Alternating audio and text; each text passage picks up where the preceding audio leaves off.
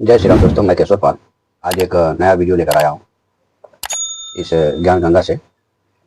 इस ज्ञान गंगा में रामपाल लिखता है कि पराशर ऋषि अपने ही पुत्री मच्छोंदरी यानी सत्यवती से संभव किया। ठीक है, वह लिखता है कि मच्छोंदरी यानी मत्स्य गंधा या सत्यवती जिसका कई नाम है, वह पराशर ऋषि की पुत्री थी। ठीक है, तो आइए हम देखते हैं कि मच्छोंदरी सत्यवती या मत्स्यगंधा नाम वाली वह लड़की पराशर की पुत्री थी या कोई और किसी और की। ठीक है, आइए फटाफट वीडियो बनाते हैं और आपको दिखाते हैं। दोस्तों, हम आपसे कहना ये चाहेंगे कि आप जब भी वीडियो देखें पूरा देखें और लाइक और कमेंट शेयर सब्सक्राइब जरूर करें। लाइक करने से, कमेंट लिखने से यूट्यूब वाले वीडियो पे इंप्रेस बढ़ा देते हैं, जिससे यह वीडियो अधिक से अधिक लोगों के पास जाती है। तो हम आपसे यही कहेंगे कि आप जब भी वीडियो देखें तो लाइक कमेंट और सब्सक्राइब और शेयर जरूर करें। ठीक है, यह रामपाल की ज्ञान गंगा है। इसमें यहाँ जो है विष्णु पुराण में लिखता है कि श्री विष्णु पुराण का ज्ञान श्री पराशर ऋषि ने अपने शिष्य श्री मैत्रेय ऋषि जी को कहा। श्री पराशर ऋषि जी ने शादी होते ही गृह त्याग कर वन में साधना करने का दृढ़ संकल्प किया। उसकी धर्मपत्नी ने कहा, अभी तो शादी हुई है, अभी आप घर त्याग कर जा रहे हो, संतान उत्पत्ति करके फिर साधना के लिए जाना। तो दोस्तों, ऐसा कथा कहीं भी नहीं लिखा है, ये रामपाल जो है मन गढ़ंत लिख रहा है। तब श्री पराशर ऋषि ने कहा कि साधना करने के पश्चात संतान उत्पन्न करने से नेक संस्कार की संतान उत्पन्न होगी। मैं कुछ समय उपरांत आपके लिए अपनी शक्ति वीर्य की किसी पक्षी के द्वारा भेज दूंगा, आप उसे ग्रहण कर लेना। यह कहकर घर त्याग कर वानप्रस्थ हो गया। एक वर्ष साधना के उपरांत अपना वीर्य निकालकर एक वृक्ष के पत्र में बंद करके अपनी मंत्र शक्ति से शुक्राणु रक्षा करके एक कौवे से कहा कि यह पत्र मेरी पत्नी को देकर आओ। कौवा उसे लेकर दरिया के ऊपर से उड़ा जा रहा था। उसकी चोंच से वह पत्र दरिया में गिर गया। उसे एक मछली ने खा लिया। कुछ महीने उपरांत उस मछली को एक मलाह ने पकड़कर काटा। उसमें से एक लड़की निकली। मलाह ने लड़की का नाम सत्यवती रखा। वही लड़की मछली के उदर से उत्पन्न होने के कारण मच्छोंदरी नाम से भी जानी जाती थी। नाविक ने सत्यवती को अपनी पुत्री रूप में पाला। फिर लिखता है कि कौवे ने वापिस जाकर श्री पराशर जी को सर्व वृत्तांत बताया। जब साधना समाप्त करके श्री पराशर जी 16 वर्ष उपरांत वापिस आ रहे थे, दरिया पार करने के लिए मलाह को पुकार कर कहा कि मुझे शीघ्र ही दरिया से पार कर, मेरी पत्नी मेरी प्रतीक्षा कर रही है। उस समय मलाह खाना खा रहा था तथा श्री पराशर ऋषि के बीज से मछली से उत्पन्न 14 वर्षीय युवा कन्या अपने पिता का खाना लेकर वहीं पर उपस्थित थी।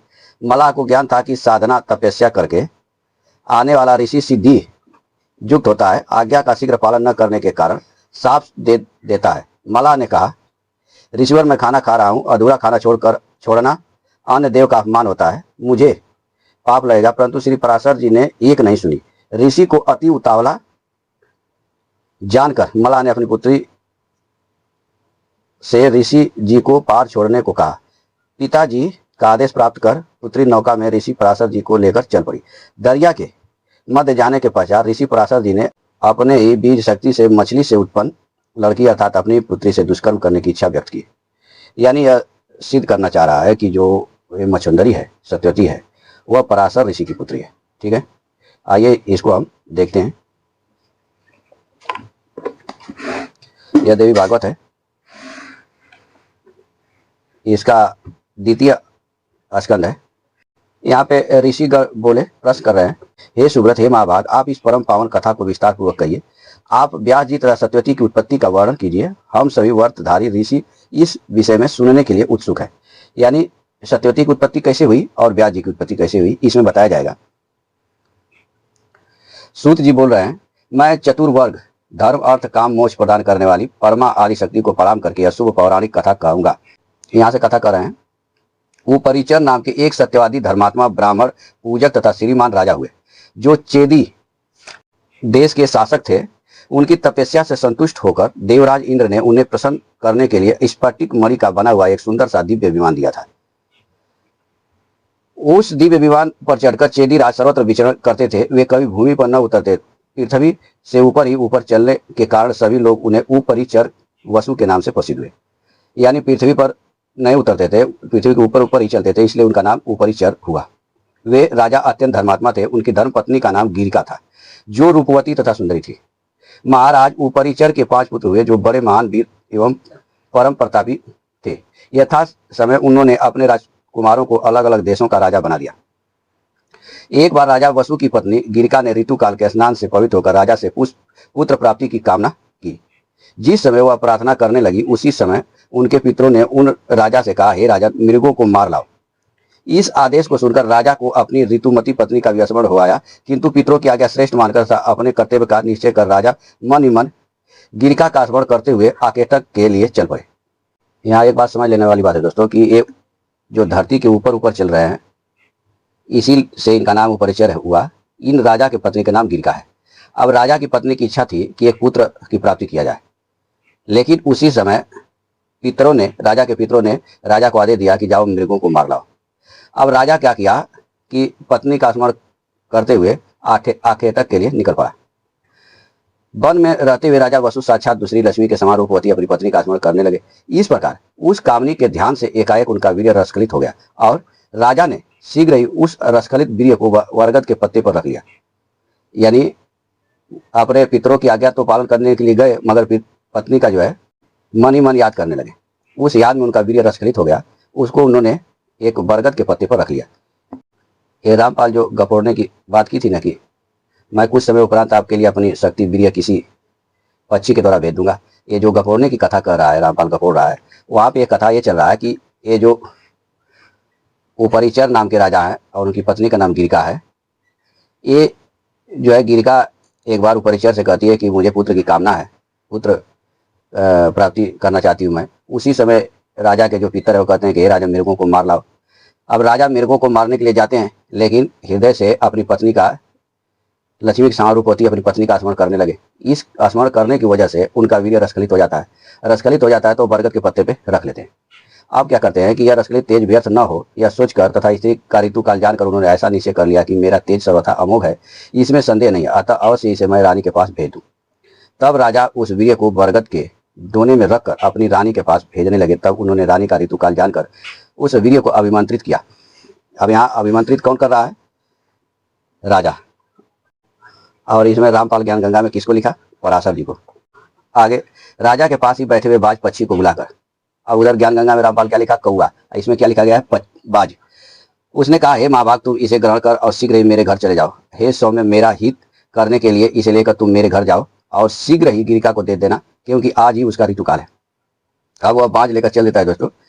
अब सूत जी आगे बोलते हैं कि चोंच में पत्ते का दोना लेकर आकाश में उड़ते हुए उस बाज को एक दूसरे बाज पक्षी ने अपनी ओर आते हुए देखा। अब एक दूसरा बाज आता है तो क्या करता है, बाज की चोंच में मांस का टुकड़ा समझकर तत्काल उसने उस बाज पर आक्रमण कर दिया। दोनों बाजों के बीच आकाश में चोंचों से घोर युद्ध होने लगा। उस दोनों के युद्ध करते समय वीर्य वाला हुआ दोना यमुना जी के जल में जा गिरा। दोने के गिर जाने पर दोनों पक्षी वहां से यथेच्छ दिशा में चले गए, यानी जहां पर उनका जिस दिशा से आए थे उसी दिशा में वो लोग चले गए। उसी समय अद्रिका नाम की एक अप्सरा जल में निमग्न होकर जल क्रीड़ा कर रही थी। उस सुंदरी स्त्री ने वहां पर उपस्थित संध्या वंदना करने में तत्पर एक ब्राह्मण को देखा और उस ब्राह्मण का पैर पकड़ लिया। यानी जब वह बाज लेकर चलता है तो रास्ते में एक दूसरा बाज आ जाता है और दोनों में युद्ध होता है, और युद्ध होने का नतीजा ये निकलता है कि वह जो वीर्य जिस पत्ते पर था वो पत्ता ही जल में गिर जाता है यमुना जी के। और उसी समय अद्रिका नाम की एक अप्सरा जल में निमग्न होकर जल क्रीड़ा कर रही है। और वहीं पे एक जो है संध्या वंदन के लिए एक ब्राह्मण है, वो हाथ मुंह धो करके संध्या वंदन पर बैठे हुए हैं, तो उनका पैर पकड़ लेती है आकर के। प्रणाम करते हुए ब्राह्मण ने उस स्वेच्छाचारिणी को देखकर उसे यह साफ दे दिया कि तुमने मेरे ध्यान में विघ्न डाला है, अतएव तुम मछली हो जाओ। यानी वह अद्रिका नाम की जो अप्सरा है वो जब ब्राह्मण को देखती है तो उसका जाकर पैर पकड़ लेती है, और पैर पकड़ने की वजह से उस ब्राह्मण का जो है ध्यान टूट जाता है, और ध्यान टूटने पर वो क्रोध में आकर श्राप देता है कि जाओ तुम मछली हो जाओ। इस प्रकार ब्राह्मण श्रेष्ठ से श्राप पाकर वह अद्रिका नाम की रूपवती श्रेष्ठ अप्सरा मछली बनकर यमुना जी के जल में विचरने लगी। बाज के पादाघात से गिरे हुए उस वीर्य के पास जाकर मत्स्य रूप धारणी अद्रिका का अप्सरा ने उसे शीघ्रपूर्वक निकल लिया। यानी वो जो अप्सरा बाज बनी हुई थी अधिका नाम की, वह उस वीर्य को निकल लिया। ठीक है। कुछ समय बाद 10 महीने बीतने पर एक मछुआरे ने उस सुंदर मछली को अपने जाल में फंसा लिया। उस मछुआरे ने शीघ्र ही उस मछली का पेट चीर दिया। उसके उदर से मनुष्य के आकार वाली जुड़वा संतान निकली, यानी उसमें से 2 निकली। ये रामपाल क्या लिखा कि 1 निकली। ठीक है। उन दोनों में एक रूपवान बालक तथा एक सुंदर मुख वाली बालिका थी। इस अद्भुत घटना को देखकर वह भी अत्यंत विस्मित हुआ। उसने मछली के पेट से निकले हुए दोनों बच्चों को राजा उपरिचर को सौंप दिया। राजा भी आश्चर्यचकित हुआ और उसने उस सुंदर पुत्र को ले लिया। वह वसुपुत्र मत्स्य नामक राजा हुआ, जो अपने पिता के समान ही धर्मात्मा, सत्य प्रतिज्ञ और महातेजस्वी तथा पराक्रमी था। यानी जो 2 संतान निकली थी, एक पुत्र एक पुत्री। अब पुत्र क्या हुआ? मत्स्य, उसका नाम पड़ा, मत्स्य नामक राजा हुआ। अब आगे देखिए, राजा उपरिचर वसु ने वह कन्या उस मछुआरे को ही दे दी, जो आगे चलकर काली तथा मछुंदरी नाम से प्रसिद्ध हुई। यानी यहाँ पे जो लड़की थी उसका नाम मछुंदरी हो जाता है और लड़का जो है मत्स्य नाम हो जाता है उसका। अपने गुण विशेष के कारण वह मत्स्य गंधा नाम से कही जाने लगी। उस मछुआरे दास के घर वह सुंदरी वासवी धीरे धीरे बढ़ने लगी। आगे यहाँ पृष्ठ संख्या 181 पे लिखते हैं कि इस प्रकार सुंदर मुख वाली उस कन्या मत्स्य गंधा का जन्म हुआ। दास के घर में पुत्री की भांति पालन पोषण की जाती हुई वह कन्या बढ़ने लगी। दोस्तों, आपने इस वीडियो में क्या देखा कि जो मत्स्य गंधा या सतवती या मछुंदरी जिसका नाम है, वह जो है पराशर ऋषि की पुत्री नहीं है। यह रामपाल जो है उल्टा सीधा लिखा हुआ था ज्ञान गंगा में, जो हमने आपको पढ़ के सुनाया। वह उपरिचर नाम के एक राजा थे, जिनको इंद्र भगवान ने एक विमान दिया हुआ था कि जो धरती के ऊपर ऊपर ही उड़ता था। तो वो उसी विमान में सदा रहते थे, धरती पे नहीं आते थे, इसलिए उनका नाम उपरिचर हो गया था। उनकी वीर्य से वह जो है मछली के पेट से निकली थी। वही मछली अद्रिका नाम की एक अप्सरा थी, जिसको एक ब्राह्मण ने श्राप दे दिया था, उसके गर्भ से वो निकली थी। और रामपाल लिखा कि उसके गर्भ से एक यही सत्यवती भी निकली थी, जबकि वहाँ पे एक पुत्र भी निकला था। यानी एक पुत्र एक पुत्री मछली ने 2 को जन्म दिया था। तो पुत्र का नाम मत्स्य पड़ा था और इसका लड़की का नाम मछुंदरी पड़ा था या मत्स्य गंधा पड़ा था। ठीक है। तो आज के लिए इतना ही, फिर मिलेंगे नेक्स्ट वीडियो में। तब तक के लिए जय सीताराम।